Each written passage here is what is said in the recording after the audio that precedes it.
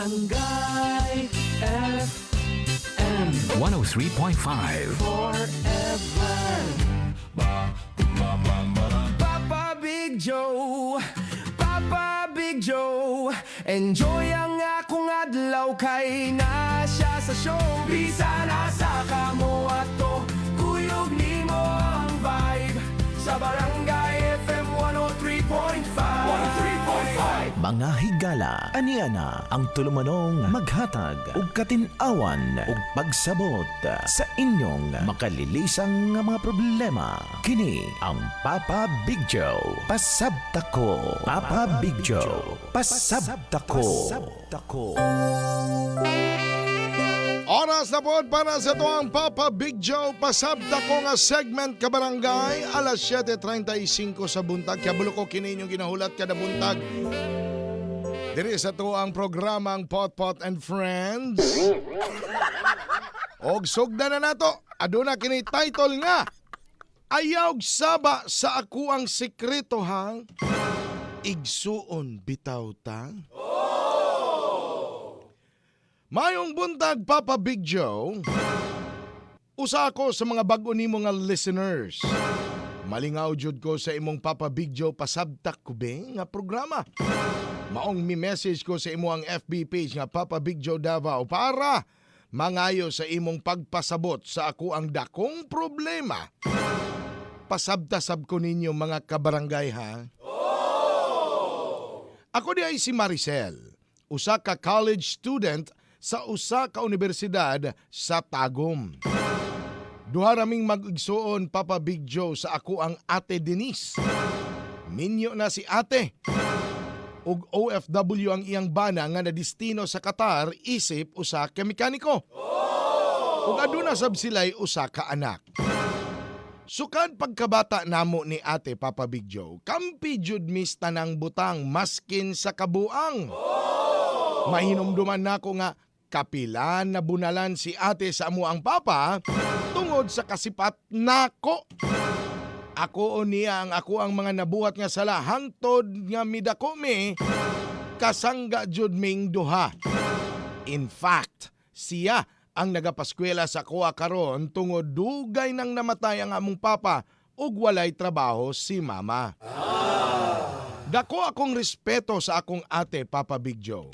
Siya gayod ang akong modelo sa kinabuhi. Maskin kaya sa iyang bana buhion sila sa iyang anak. Namugos jud ni siya nga manarbaho kay para makatabang sa amuan ni mama. Sukad migawas sa Qatar si Kuya Jeffrey. Jeffrey.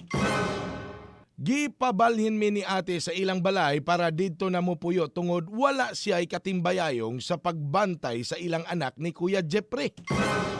Misugot sa ni mama kay at least maminusan na ang gastos ni ate kay nagrenta raman sab mi ni mama og apartment. 2 years ago, nagdesisyon si Kuya Jeffrey nga paundangon si ate tungod sige kinig kasakit. Ug kaya na daw siyang sweldo nga buhion ming tanan tungod na promote kini as chief mechanic. May pasalig sab si Kuya nga pahumanon gihapon ko niya og pag-eskwela. Di man unta gusto ni ate nga muundang sa pagpanarbaho, wa siya'y mabuhat. Kay mao naman ang nadesisyonan sa iyahang bana. Sabay sa iyang pag-undang sa trabaho, nagsugod sab ang makuyaw nga sideline. Sa ako ang ate Papa Big Joe. Usa ka gabi ni ana, gipatulog ko ni ate sa kwarto nila ni Kuya. Kauban ang ilang anak. Sa dihang pagmata nako tungang gabi para mangihi unta, nakita nako ang akong ate nga nakahubo og nag-atubang sa iyang laptop. Wala lang nako kini panumbalinga kay basin si Kuya ang iyang kachat. Atong higayuna og pareha silang gimingaw sa isig kausa. Pandamay. Kaihion na baya ko atong higayuna pero giantos lang jud nako. Animals. Nasundan pa ni aning mga higayuna. Papa Big Joe nga makita nako nga hubot-hubad si ate atubangan sa iyang laptop kung patulogon ko niya sa ilang kwarto ni Kuya. Unya, Kadugayan, kay gaungol-ungol naman ni siya, oy. Unya, galihok, samtang gavilangkad. My God! Kaluod! Pero miabot na jud ang panahon nga giukoy nako kung kinsa ang iyang kachat. Nasyak yug ko, Papa Big Joe. Dili si kuya ang iyang kachat, kundi usa ka afam nga idaran. Mas giluod hinuon kog samot. Maong tong natapos ang ilang chat, ako gyud siyang gikompronta. Mahitungod sa iyang ginabuhat. Ug didto na ko nahibaw-an nga misulod siya og usa ka dating website para mangwarta sa mga tiguwang nga afam.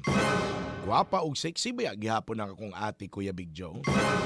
Pero nalugmok jud ko, Papa Big Joe, kay ang akong ate nga akong modelo ginabuhat ang susama ani nga mga butang. Gipasabot ni ate sa ako ang nga ginabuhat niya ni para aduna siya'y madunol sa amuan ni mama, labi na wala na siya'y trabaho. Dili niya gusto nga iyang bana ang mubuhat sa tanan. Nakahilak jud ko ato nga higayon, Papa Big Joe. Wa ko kasabot kung hilak bato sa kasuko o kaluoy sa akong ate. Og mao pa joy nakaapan karon kay miingon pa siya nga sekreto lang daw namo ning duha. Magkasangga baya daw mi sukad tong una. Og mas maayo na lang daw ingon ani ang iyang ginabuhat kaysa magpahilabot sa ubang lalaki para lang makakwarta. Karon, Papa Big Joe, pasabta daw ko ninyo mga kabarangay. Angay lang ba nga itago nako ning mga butanga sa iyang bana? Murag di man sub-fair? Di ba usa naman sab ni ka-style sa pagpanloko ni ate kay kuya? Nalibog jud ko kay paparts jud ba mi ni ate Denise sukad patong bata pa mi. Unsa kaha no? Kung ako na lang ang mubuhat atong tirada sa ako ang ate? Total, wa bitaw ko maskin uyab. Hinaot mapasabot ko ninyo, Papa Big Joe, ug mga kabarangay. Mao kato ang problema nga ginasagubang sa atuang problem sender. Mao nang sabay-sabay nato siyang pasabton. Taod-taod lang. Hulaton na ko inyong mga komento, ha. Pwede mo text 0921-314-6549. Pwede sa mo post dito sa atuang or mo komento dito sa atuang FB Live sa Papa Big Joe. Pasabta ko. Barangay FM 103.5. Stronger.